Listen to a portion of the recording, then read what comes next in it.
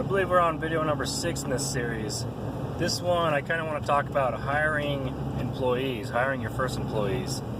I know for me going into it, I think it's one thing when your own paycheck is kind of hit or miss and you have to learn how to budget really well, because sometimes it takes you 2 months to finish a job, so you're not really getting paid for 2 months until you finish it. Your money's all tied up in expenses and materials and everything. But it's another thing to put someone else's paycheck on the line, and that's something that I really had a hard time wanting. It almost felt like a risk, and I feel like I don't really have the right to risk someone else's paycheck, so that was kind of a hard mental hurdle to get over. So how did I get over that? Well, you got to start small. Don't go right out and hire yourself a full-time 40-hour-a-week worker.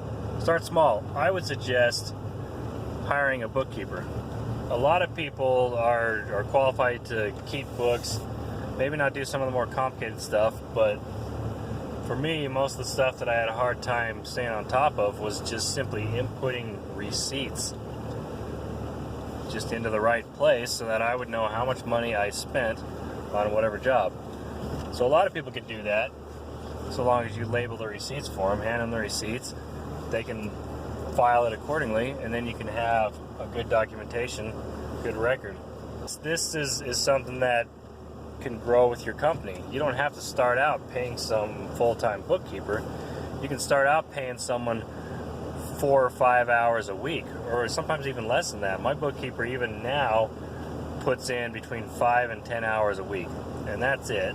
And a year ago she was doing maybe 2 hours a week, and she's got another full-time job, so you're not risking her paycheck, you're just adding to it. You're giving them the opportunity to add a little more money in their pocket and also keep you a little more organized, so you can spend less time punching in all those stupid receipts and more time out in the job bidding stuff or doing quality control or pounding more nails or whatever it is you have to do to grow your company more effectively. One of the first things I did employee related is I didn't actually even hire people. What I did is I just got a bunch of buddies that were willing to put in a couple extra hours every week, and when I'd get jobs that were a little more than I could handle, I would call these guys, and I had 4, 5, 6 guys that would show up, and we could get together and get stuff done really fast. And they were willing to work Saturdays a lot of the time, and so we could do a lot of work just on Saturday, and then I would go full-time throughout the week and do the rest of it myself. So I think I would definitely recommend that. Get some friends on board that can help you out with doing this stuff if you bid a job that happens to be a little bit bigger than what you can handle by yourself. So when work gets to be so much that you can't handle it, even with your friends helping you on the weekend and on the side, then it's time to hire your first full-time guy. This is a pretty critical hire. You need to make sure that it's somebody that you've known in the past, someone you've worked with in the past, someone that was highly recommended by someone you really genuinely trust. You need this hire to work out for you, because nothing can sink your cash flow faster than an employee who's just kind of milking the clock and not helping you and the company make money and keep everything rolling. Next thing I want to talk about is employee leasing agencies. So what this is somebody, you go in and you actually work for this company, and your company pays this company in return for your own labor, which sounds kind of confusing. So why would you ever want to do that? Well, let me tell you why. First reason is tax. I think this is the biggest reason. They take care of all the tax things. You don't have to file monthly or quarterly taxes, income taxes at all. Nothing to worry about.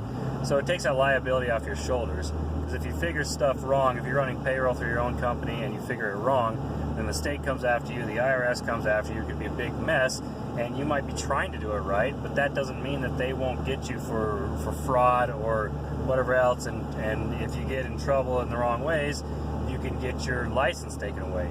So that is the reason why I go through payroll companies. So the one I go through, it costs about 3%. So they go directly off of wages earned. So they take out your FICA taxes, which is 7.65%. They take that out for you, they figure out all the math, and then they add another 3% onto it. So it costs you 10.65% higher than what you're actually paying your employees per hour.